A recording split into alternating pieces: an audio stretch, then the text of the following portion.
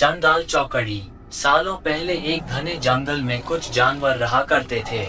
उनमें से एक शेर था और उसकी सेवा में हरदम 4 चापलूस लोमड़ी, भेड़िया, लकड़बग्घा और चील रहते थे।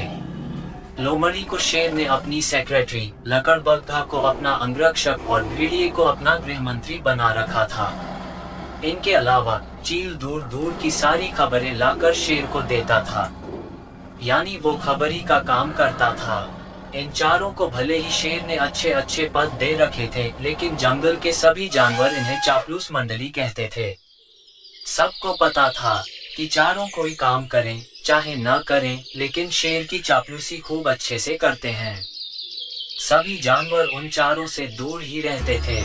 रोजाना चारों चापलूस जानवर शेर की बड़ाई में कुछ शब्द कह देते थे, जिससे वो खुश हो जाता था। इन सब के चलते जैसे ही शेर शिकार करता था, तो अपना पेट भरने तक खाने के बाद वो शेर अपने चारों खास पद में बैठे जानवरों को बाकी का हिस्सा दे देता था। इसी तरह लोमड़ी, भेड़िया, लकड़बग्घा और चील की जिंदगी बड़े ही आराम से कट रही थी। एक दिन खबरी चील ने अपने चापलूस दोस्तों को आकर बताया कि काफी देर से जंगल के पास में ही एक ऊंट बैठा हुआ है। भेड़िया ने सुनते ही पूछा कि क्या वो अपने काफिले वालों से बिछड़ गया है।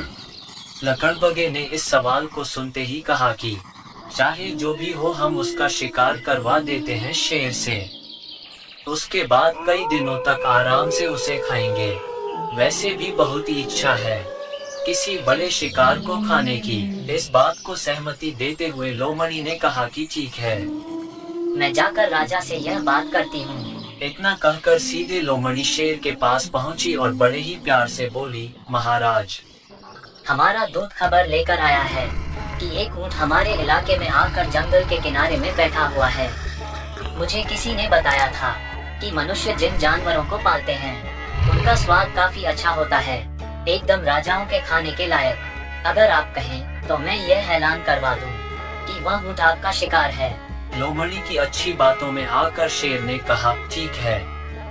इतना कहते ही शेर उस जगह पर पहुंच गया जहां ऊंट लेटा हुआ था। शेर ने देखा कि वो ऊंट काफी कमजोर है और उसकी आंखें भी काफी पीली हो चुकी हैं। उसकी ऐसी हालत शेर से देखी नहीं गई। शेर ऊंट ने पूछा कि दोस्त, तुम्हारी ऐसी हालत कैसे हो गई? कराते हुए ऊंट ने जवाब दिया, जंगल के राजा, क्या आपको नहीं पता कि इंसान कितने दयाहीन होते हैं? सारी उम्र मुझसे एक व्यापारी ने माल ढुलाया। अब मैं बीमार हो गया तो उसने मुझे अकेले मरने के लिए जंगल में छोड़ दिया। उसने सोचा कि मैं उसके किसी काम का नहीं रहा, इसी वजह से अब वो मुझे अपने साथ नहीं रख रहा है और न ही मेरा इलाज करवा रहा है। अब आप ही मेरा शिकार कर दीजिए ताकि मुझे इस दर्द से मुक्ति मिल जाए। इन सब बातों को सुनकर शेर काफी दुखी हुआ। उसने ऊंट से कहा कि अब तुम इसी जंगल में रहोगे हमारे साथ। यहाँ तुम्हें कोई भी नहीं मारेगा। मैं ऐलान कर देता हूँ कि तुम्हारा शिकार कोई जानवर नहीं करेगा। शेर की इस दयालुता को देखकर चारों चापलूस जानवर दंग रह गए। धीमी आवाज में चारों चापलूसों ने एक दूसरे से कहा कि कोई बात नहीं, बाद में इसे किसी तरह से मरवा देंगे, क्योंकि शेर का हमसे बड़ा चापलूस इस पूरे जंगल में कोई नहीं। अभी जंगल के राजा का आदेश मान लेते हैं। ऊंट अब उसी जंगल में आराम से रहने लगा था। समय बदला और अच्छे से हरी घास खाते खाते ऊंट एक दिन बिल्कुल स्वस्थ हो गया। वो हमेशा शेर के प्रति आदर भाव रखता था और शेर के दिल में भी उसके लिए दया और प्रेम की भावना थी। अब शेर की शाही सवारी भी स्वस्थ ऊंट निकालता था और शेर के चारों खास पदाधिकारी जानवर भी साथ चलते।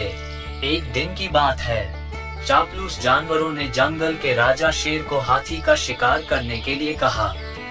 शेर भी मान गया, लेकिन वो हाथी पागल था। ये बात चारों चापलूसों को पता थी। पागल हाथी ने शेर को बुरी तरह से पटक दिया। किसी तरह से शेर पागल हाथी से बच तो गया, लेकिन उसे काफी चोट लग गई। अब बीमार शेर बिना शिकार किए किसी तरह से अपनी जिंदगी जीने लगा। उसके चारों सेवक भी भूखे थे, क्योंकि शिकार करने की आदत तो उनकी छूट गई थी। अब उनके मन में हुआ कि आखिर ऐसा क्या करें कि बैठे बैठे कुछ खाने को मिल जाए। फिर उनका ध्यान हटे कट्टे हो चुके ऊंट पर गया। सबने मिलकर एक तरकीब सोची और शेर के पास चले गए। सबसे पहले भेड़िए ने कहा कि महाराज, आप कितने दिनों तक भूखे रहेंगे? मेरा शिकार करके मुझे खा लीजिए, आपकी भूख मर जाएगी। हम आपको ऐसा नहीं देख सकते।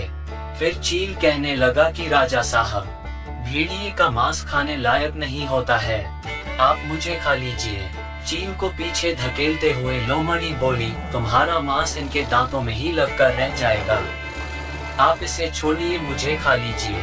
एकदम से फिर लकड़बग्घा ने भी बोला कि इसके शरीर में आपको सिर्फ बाल ही मिलेंगे, आप मुझे खाकर अपनी भूख मिटा लीजिए। ये सब उन चापलूस जानवरों का नाटक था, जिसे ऊंट नहीं समझ पाया। उसने भी एकदम से कहा कि महाराज, मेरी जिंदगी तो आपकी ही दी हुई है, आप इस तरह से भूखे क्यों रहेंगे? आप मुझे मार कर खा लीजिए। चारों चापलूस जानवरों को इसी बात का इंतजार था। उन्होंने एकदम कहा कि ठीक है महाराज, आप ऊंट को ही खा लीजिए।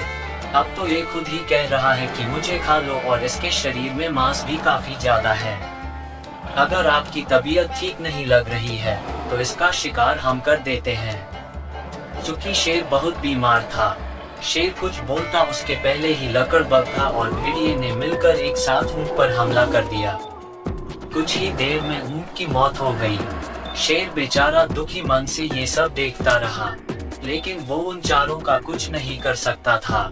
कहानी से सीख, अपने आसपास चापलूस लोगों को नहीं रखना चाहिए। वो हमेशा अपने फायदे की ही सोचते हैं।